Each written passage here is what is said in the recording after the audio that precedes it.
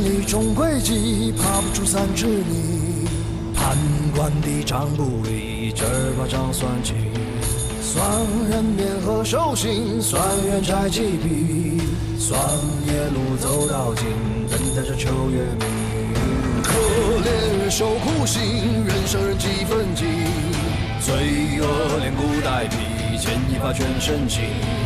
败类患有巨星，鬼荒无人信。秋季既不行，秋天该有意。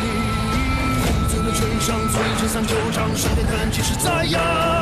五天罗地网，看举头四方，一波又波自有中断。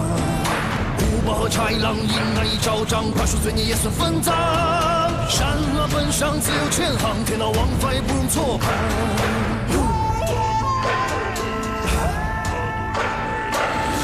全上最前三九章，上天看气势在扬。五天罗地网，看举头四方，一波又波自有中断。虎豹和豺狼，阴暗一昭彰，快速罪孽也算分赃。善恶本上自有千行，天道王法也不容错判。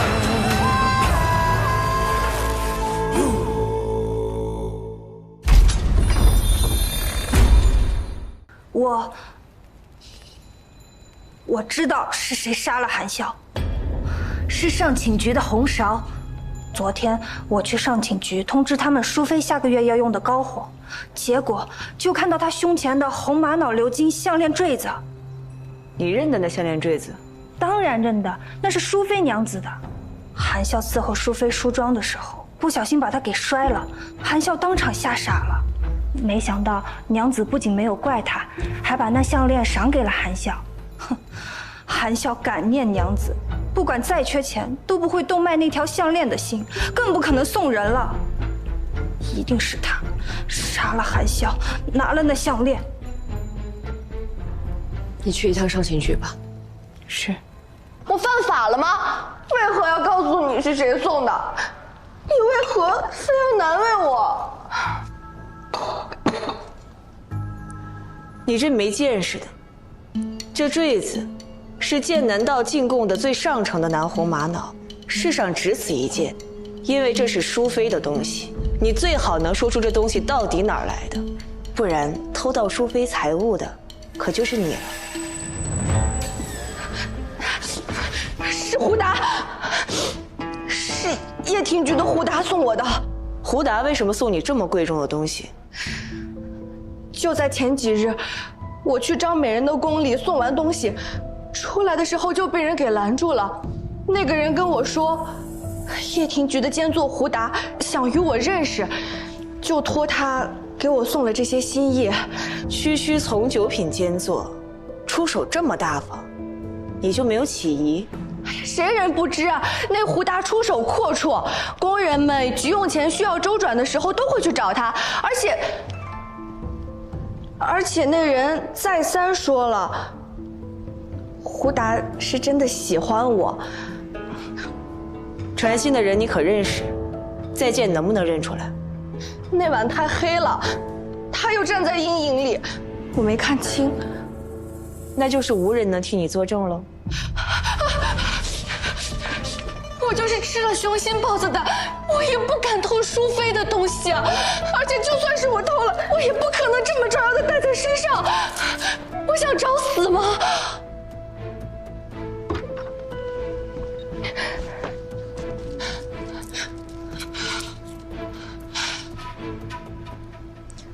那个人总有些特征吧？啊！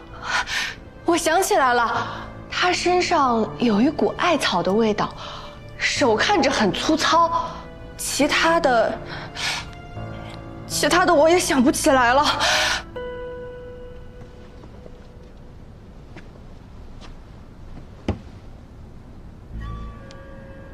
贵泽花的香膏，姐姐好品味。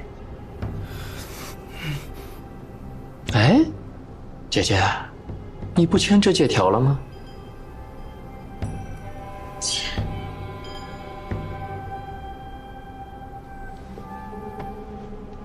姐姐，手怎么这么抖啊？手抖得厉害，写不了字儿。我帮姐姐。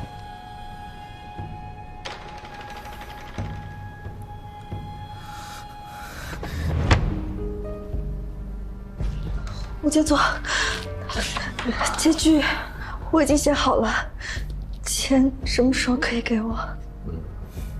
胡坚作，好身份的叫法呀！我的钱只借给朋友，姐姐这般换我，令我好生伤心啊！你要怎么样？我要姐姐真心待。姐姐到底在怕什么？怕我还能把你怎么样不成？我有这个心，也没这个本事。姐姐若不信，来试试。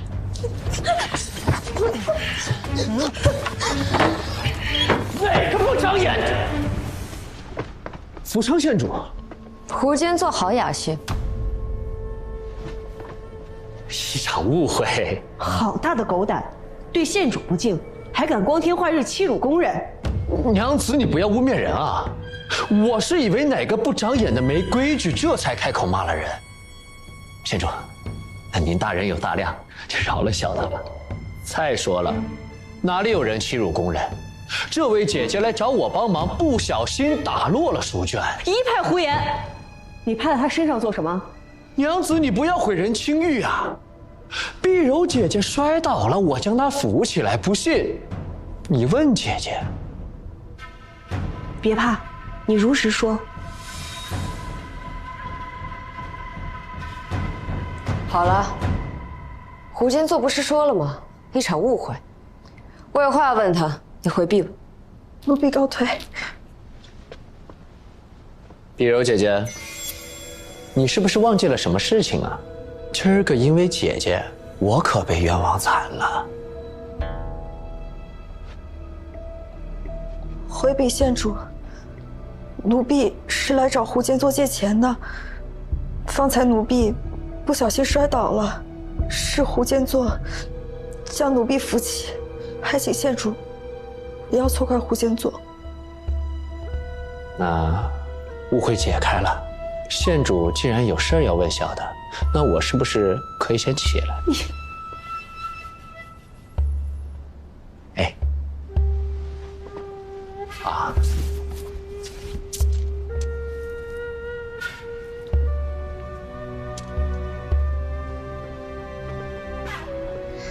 你去外面等我们。是。这位是？不关你事。哎，认识韩笑吗？壁上花那事儿之后，谁人不认识他呀？除此之外呢？啊，他在出宫之前也是我曾帮扶过的人。钱是你借给他的？可不是嘛，出宫前还欠好大一笔呢。幸亏呀，这宫里给的安置费够丰厚，才将将的把本金给还上。那利息呢？那只能算了呗。哎呀，我这一天天干的，净是些赔本的买卖。赔本的买卖为何要做？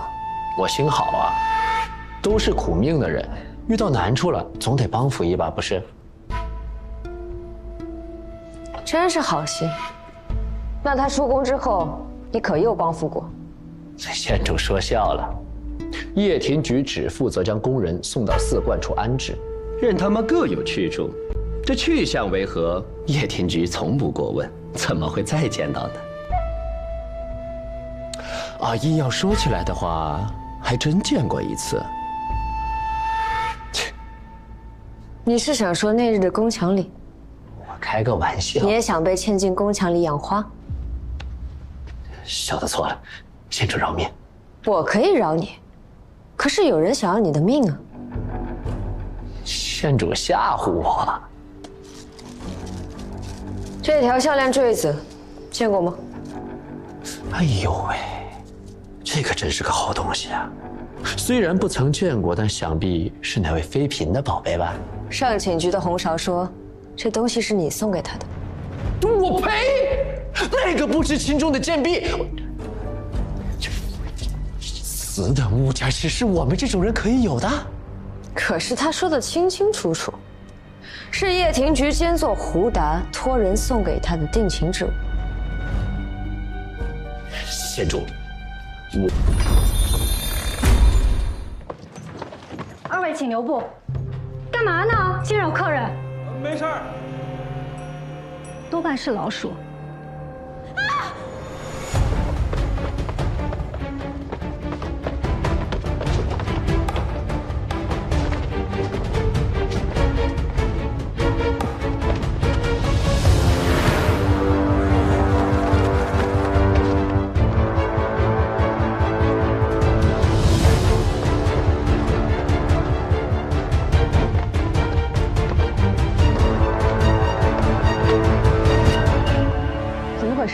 有老鼠，吓死我了！怎么每次都是你，大惊小怪的？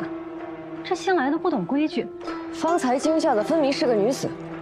哪有什么女子，只有这环口小儿。抓着了，抓着了！你看。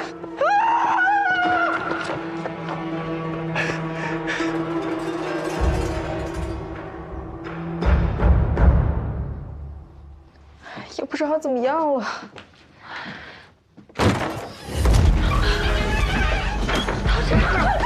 陶芝，再跑把你腿打断！你到底要怎么样啊？急什么？你没想挨揍是吧？阿娘，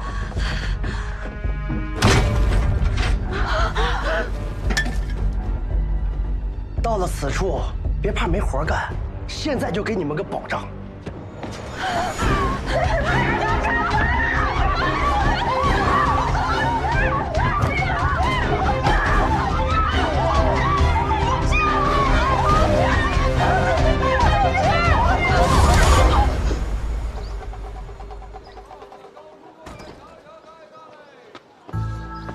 这绣红楼实在是奇怪，天井里挂着的丝绢，像迷魂阵一样，感觉四处都藏了人。那些丝绢的颜色大有讲究，是为了聚气纳财。不止这些，还有厅堂门边的松柏，房梁上的桃木剑，这些与绣红楼装饰格格不入的摆放用意，都是为了开运聚财。什么绣楼会连一根线头毛絮都看不到？你还记得水渠里的脂粉吗？这么多脂粉，这楼中绣娘应该不少。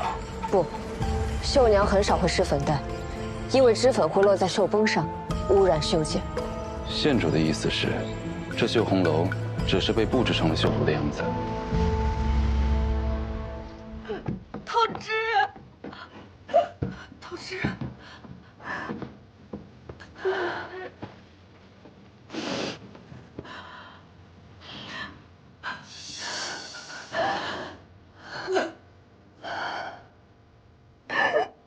都怪我，你何苦这么折腾？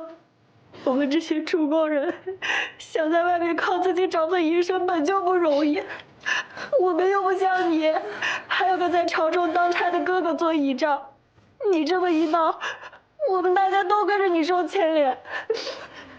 你这怎么能怪陶芝呢？他不也是为了我们吗？你怎么能这么糊涂？这若是个正经营生，为什么来了会不让走呢？现在还把我们关在这像笼子一样的地方。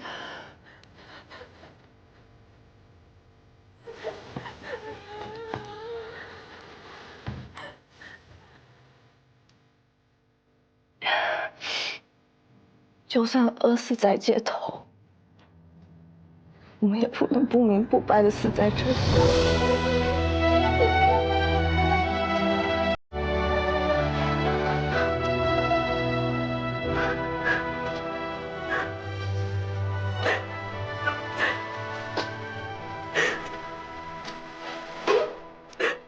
这人呐，命数如何，不光要看生身父母，还得看再生父母什么来头。这胡达就是因为给自己找了个有钱的义父，才能在宫里放贷，谁也不敢惹他。义父，西京富商孙之望，是西京百姓所说的孙八方，就是他。听说这人极为看重八字命理，西京城的大师他几乎都找过，连义子都难逃命数。这干爹也不能随便认。你们记不记得胡达曾经说过，韩孝出宫前只勉强还上本金，剩下的利息被他一笔勾销了。做生意的，再有钱也不会随便把欠账抹掉，做赔本买卖。欠下的债自然是要还的，只不过是看怎么还。胡达除了放贷之外，还给出宫的宫女介绍营生。他是要这些工人做工赚钱来还高利贷。对，我打听到韩笑出宫前因为还不上钱，一直寝食难安。后来胡达给他介绍了一份营生，这才踏实下来。有没有可能，就是去了绣红楼？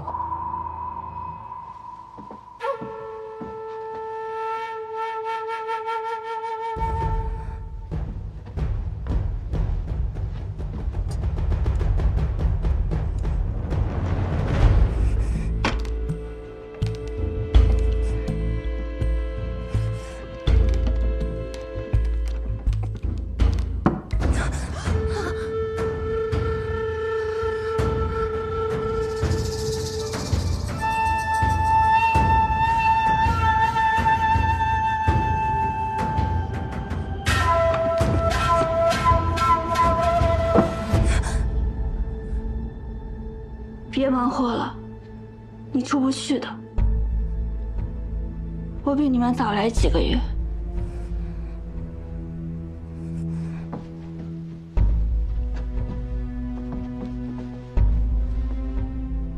姐姐，这里到底要做什么？等你们到了楼下库房就知道了。库房？库房？我会把你一起救出去的。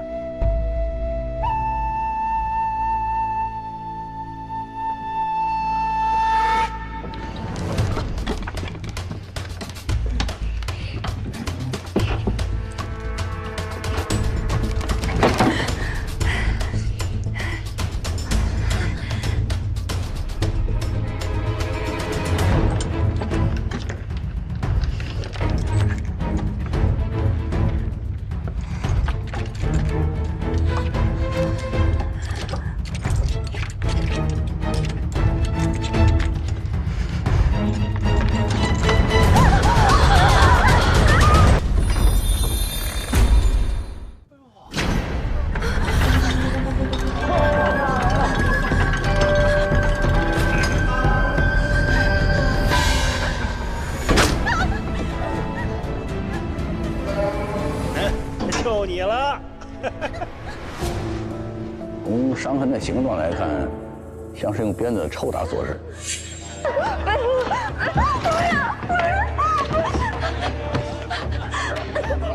哭哭啼啼的真扫兴，我来陪郎君。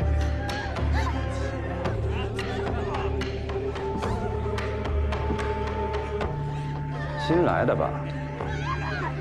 你就不怕吗？怕有什么用？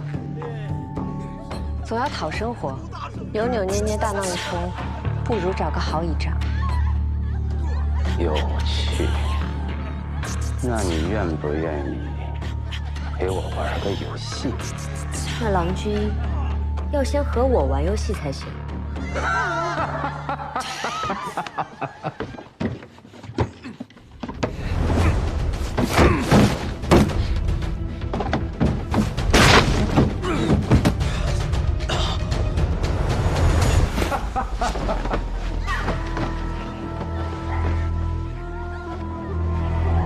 哎，郎君要玩什么游戏啊？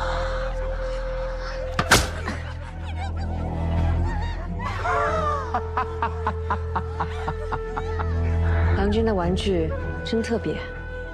那也没有你这小女子特别的。该我了。嗯，好啊。郎君可记得韩笑？记得。是你的名字吗？郎君答错了，该罚。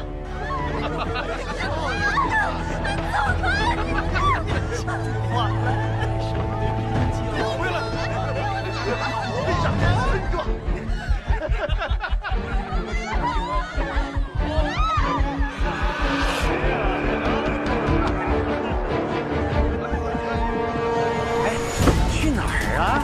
哎，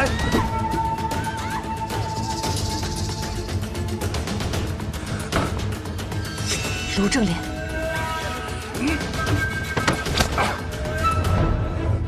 郎君好生小气。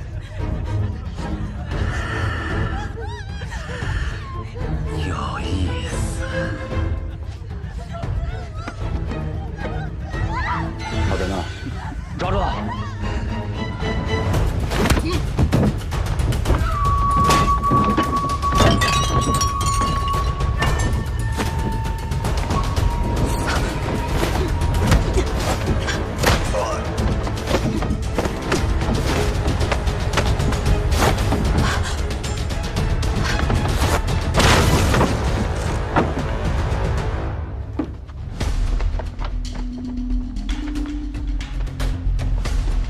出事了！